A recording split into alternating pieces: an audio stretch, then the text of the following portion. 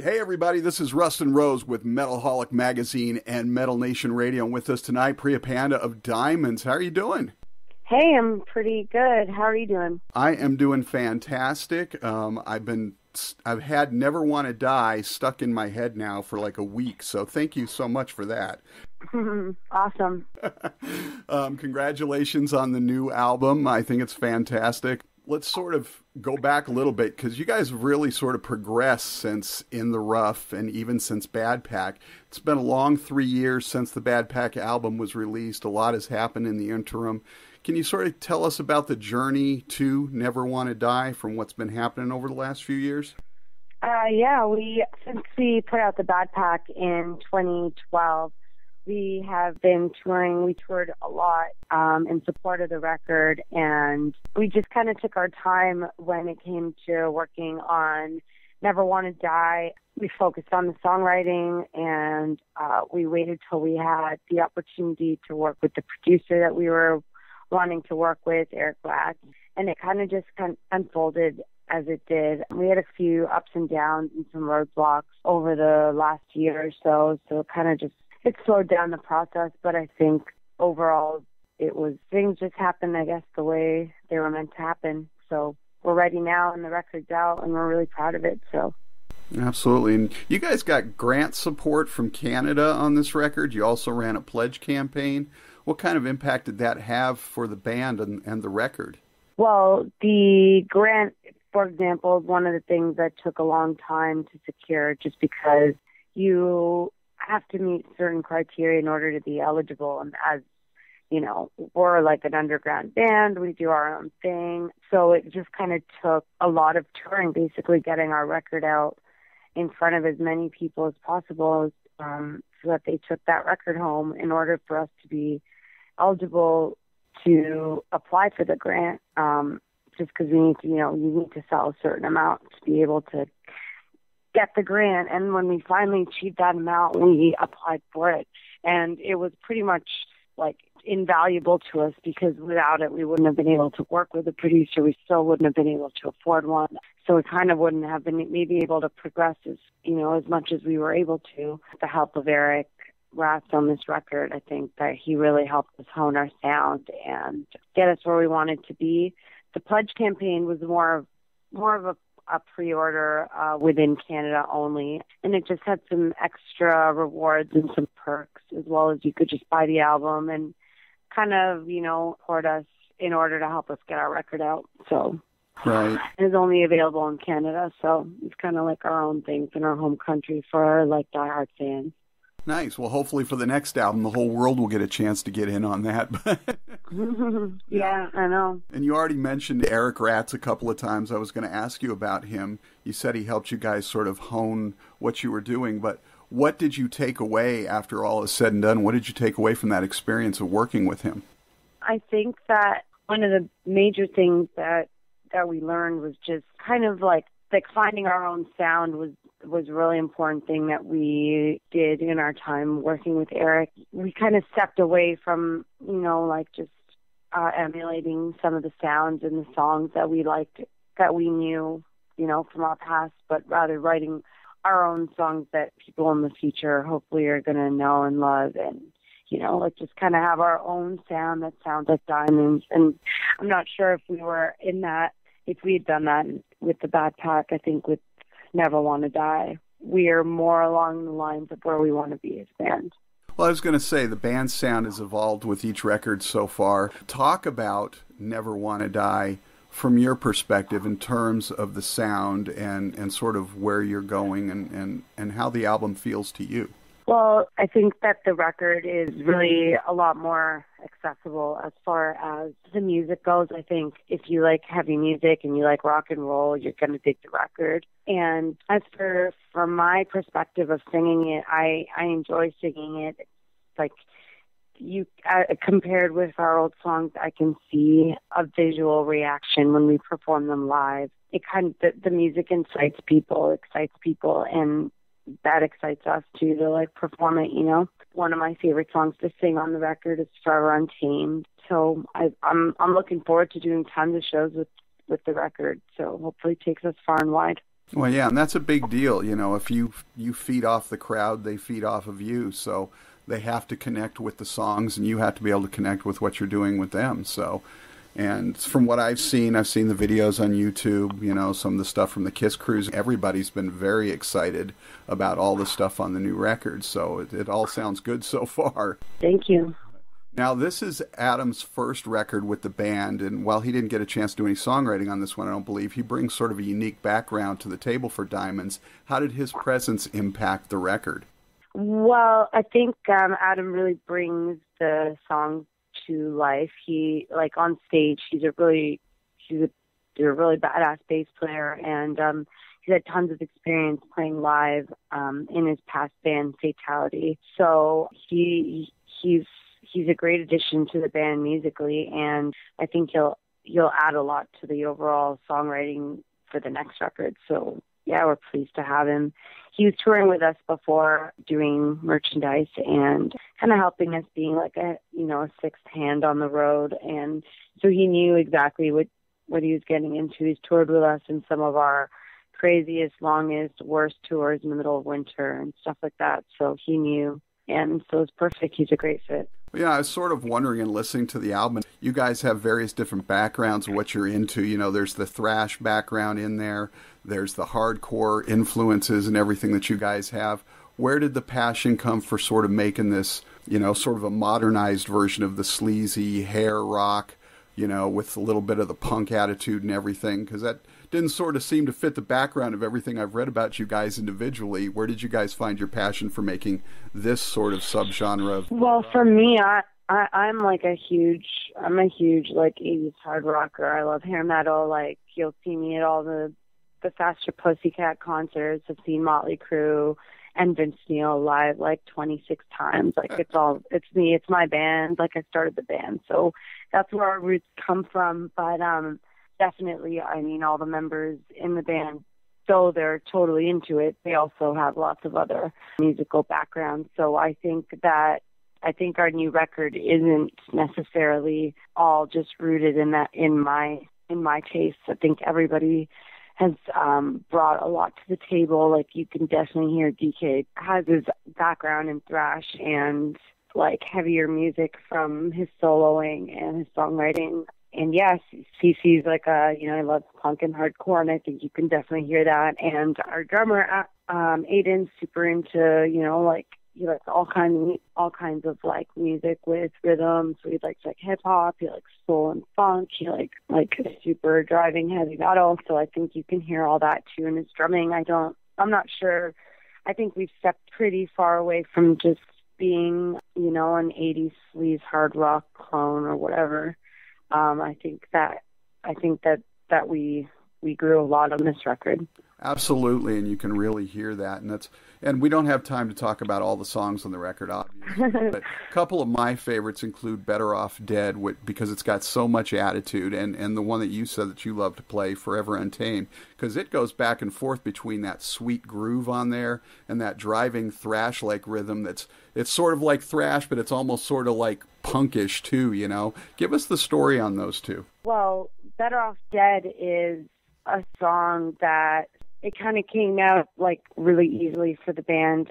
We didn't, work on it much from like the time it was written to the time it was recorded. It kind of just flowed out of us, and there was a reason behind it. CC came to the table with the riff, and I'd been going through some shit there was like a crazy, I guess, a fan, an obsessed fan that we had met, and he'd kind of gotten a hold of my phone number and my address and where I worked and my email address, and I just got to the point where he would show up unannounced at my place of employment, or he'd be calling me so much that my phone would die.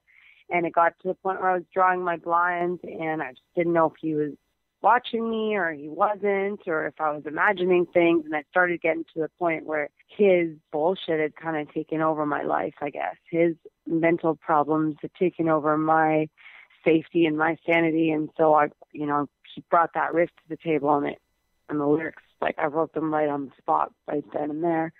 And so it's about It was kind of like I had to put it into the universe to get this guy to stay the fuck away. It's worked, I think. I haven't heard from him in a while, so. Yeah, like stalker much? Fingers crossed. Yeah, it was pretty bad. It was pretty bad there for a while. And then, of course, your favorite on the album. Forever Untamed. That's just like an anthem that I wanted to write about, like, you know, the way I see myself and people like myself, like, you know, like our gang, our people, how we fit into the world, which is that, you know, we don't ever really conform. We always remain forever untamed, and I guess it's just like an anthem for people like us and people who think like us and can relate to that. So it almost seems to go hand in hand with Wild at Heart, you know? Yeah, the whole album kind of has a similar theme of kind of stepping away from things that can bring you down and growing stronger out of them and learning lessons from them and sticking true to who you are in the end. So I think that was like, you know, it wasn't something that we planned, but it was something that happened naturally. It's just where we are in life right now, I guess. So right. That came out in the songs and the lyrics. This seems like a perfect time to take a break here on Metal Nation Radio, and we will listen to those two songs we were just talking about. We'll be back on the flip side with more from Priya Panda and Diemonds here in the nation. Crank it up. And we're back here on Metal Nation Radio. You just heard Better Off Dead and Forever Untamed from Diemonds off their new album, Never Wanna Die. Hanging out with us tonight, Priya Panda of Diemonds. Hey, how's it going? I got to imagine there was a little melancholy going on for you guys when you went into the studio for this one, because this is the first record without Alan Riches in the band. And I got to imagine he was there in spirit, but it had to be a little tough to be back in there without him around. It was. He was a really good friend of ours and a really important part of the history of our band and, you know, just in general, a really good friend of ours. So, I mean, he definitely been in the studio, whether or not he was in the band, just hanging out and, you know, providing moral support and jokes and all that stuff that he was really good for. So he's definitely missed. Yeah, the album's dedicated to him and a few other good men that we were lucky to be playing music with over the years. So obviously there was a little bit more money this time going in to do this album, but what did you guys do new on this record that you've not had an opportunity to do previously? We got the opportunity, well, like I said, to work with a producer. We also got a lot of time in the studio. That's something that we didn't have in the past. So I was in the studio like every day, pretty much for the entire process of the recording, from the drums to, you know, the end. So that was fun and, you know, it was a learning experience too. And we all got to really immerse ourselves in the project. So that was something that we didn't have the opportunity to do in the past. I think it was really helpful to the sound and to the fact that, you know, it really speaks to the fact that the album, it all kind of came out with a vision in mind and with a theme in mind. And that's because we really got a chance to, you know, work on it. Not like it's different. It was different, way different than our last recording, which was quite some time ago. So yeah, we're feeling pretty blessed that we got a little bit more to work with this time around. Of course. Definitely eases some of the pressure when you've got a little bit more time to work with, for sure. Exactly, yeah. Now, you guys got to play the Kiss Cruise last winter. What was that experience like? The Kiss Cruise was amazing. It was definitely like one of those experiences that as a band, you know, you hope for, but you never know if you're going to ever get to that point where you get to play, you know, with your favorite band on a boat. Like, that doesn't happen very often. So it was like really fun for us. We kind of all went into super fan mode, and we were like trying to get into all the concerts and just trying to, you know, like meet as many people as we can. The shows were great. It meant a lot to us that we were kind of voted on by the people who were sailing on the cruise. They picked the bands that they wanted to see, so we felt pretty good about that too. So it was all around a really great experience, and, you know, we hope to go back on the Kiss Cruise, or for me, another one that I would be super interested in going on is the Monsters of Rock cruise, from the one that goes from Hollywood. It's like totally up my alley as well. So Now, you once said you are compelled to play music. It's in your blood. How did you develop your passion for music, and what were some of the key records or some of the moments that helped pave your path musically over the years? Well, my mom's a singer, so I guess there's always probably music in the house, and when I was in the room and all that stuff, like it came out, with the love for it. Like that was like the first, thing I remember being interested in when I was like a kid and everything like that. Some of the key records were definitely from my dad's music collection. He had Neil Diamond records. That was my favorite, and the Beatles when I was a kid. I still love both of them now, but the key, I guess, also like the little kid stuff like Michael Jackson and all that kind of stuff. But the first record that really got me into like heavier and harder music was Appetite for Destruction and Hole, Let's Do This. Those are like the two that got me from, like the easy listening kind of rock to like the more dangerous rock and roll. So the edgier stuff. So yeah, I guess you could call it that too. So before we get out of here, a couple more quick things. You are also involved with She Demons. Tell us about that. That's a new band that Jerry Only from the Misfits put together. He kind of seeked me out to be the front person for the band, so it's kind of, it's an honor to be like on the radar of somebody so legendary and somebody whose music that I grew up, listening to and influenced me to start a band. And I'm really looking forward to the new record that we've recorded and the new tour that we have coming up. So that's kind of a huge thing for you this summer and fall. You've got, Diamonds with this fantastic new album, She Demons coming out with something. You got to be really excited right now. Yeah, I'm stoked. Life is good. Like if you, I guess, put, a lot of work into rock and roll, hopefully it, comes full circle. That's the plan. Well, I'm down here in the U.S., and I haven't had a chance to see you guys yet. Are you guys planning as Diamond? Where do you live? I'm in Boise, which means you'll probably never come here anyway. I may have to drive somewhere to find you, but are you planning on doing a U.S. tour at all for the new album? Yeah, Diemond is going to start doing some U.S. dates as early as December this year, so that's the aim, and that's what's in the works for right now.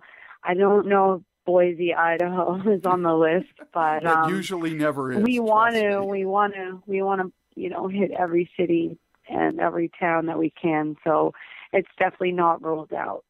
So. And are you guys going to make a video for any of the tracks on this record? I know you already did the lyric video for Over It. Yeah, we're thinking about hopefully doing that in the next couple of weeks. Any particular track? I'm assuming probably the title track since it's the second single, but you never know. Yeah, that's the plan for now. That might change right now. All right, so our last question before we get out of here. So what's been sort of the most defining moment of your musical career so far?